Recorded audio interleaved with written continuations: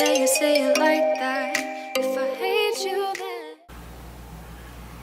This video is going to be about my dirty bulk, my experiences with it, how I've been doing with my diet, how I've been doing with sleep, how I've been doing with training, where my strength is at, any injuries, basically like the general like area of like what's going on and stuff like that with my training and my progress and all like that. So I'm not going to edit this video or anything like that starting from now in the beginning of this clip.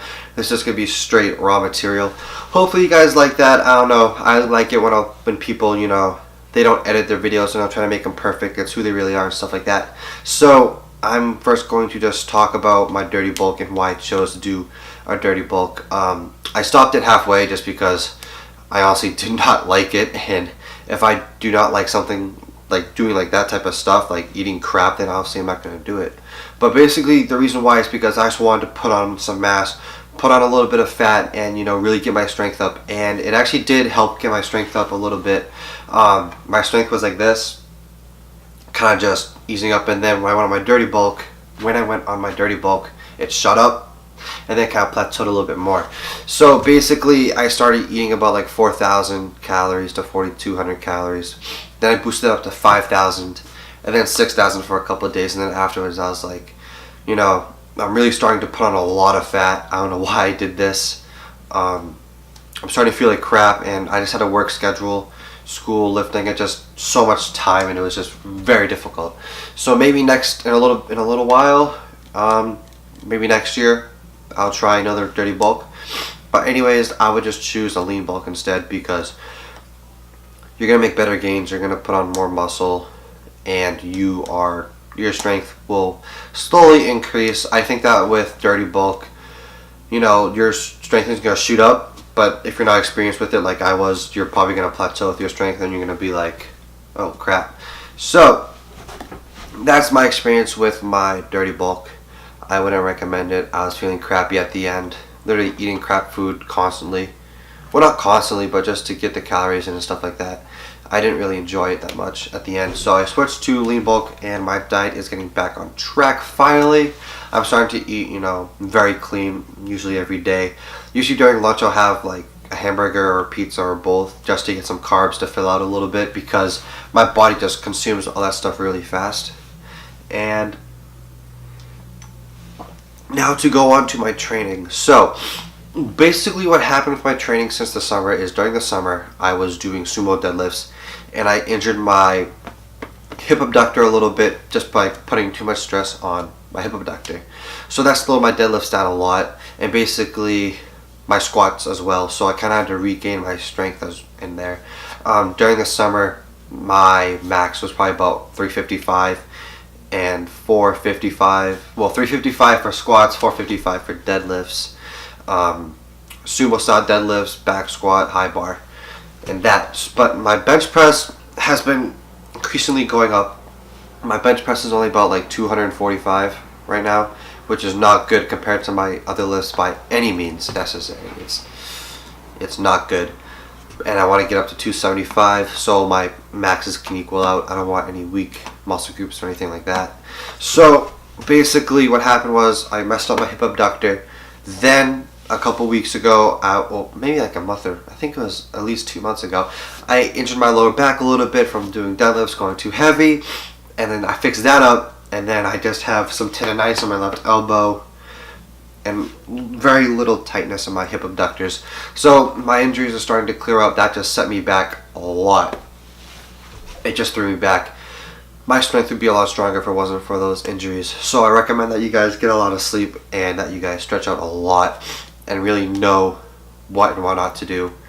For example, if you're training like back, or if you're doing deadlifts like every 3 days or 2 days, don't be going heavy every single day, because you're going to hurt yourself. So that's another thing. I was doing that, and I was very blind by it. So I decided to switch it up a little bit. So basically what I do is I'm starting to do chest, shoulders, and tries a push day, push-pull legs basically, then back and bis next day, then legs next day, then repeat. But basically, if I do chest day, right, and I go heavy, I'm making sure that my next day might be lightweight, high reps. and then my next day might be, in the middle between the lightweight and the heavyweight. For example, I did 205 for a 5x6. For me, that is like in the middle weight. My next bench press day, I'm probably gonna work around with 225, 235. That'll be a heavy day, and then the next chest day, I'll probably work with 195, 185 for high reps. So always keeping the body guessing, always keeping the muscle guessing, pushing yourself in different ways, making the muscle grow, stuff like that. With deadlifts, I do my first day is deadlift day, relatively middle weight. Then I do rows, so I do over just regular barbell rows and then reverse grip rows. And then my next day will be a deadlift day again, and then rows, deadlift rows, cash switching like that. Doing the same thing that I do with chest when it comes to the weight, because I don't want to go heavy every single time and hurt myself. And then with squats, I switch it up with lunges one day, then squats, then lunges, then squats, just to keep the body guessing, like I said before. So yeah, that's how my training's being.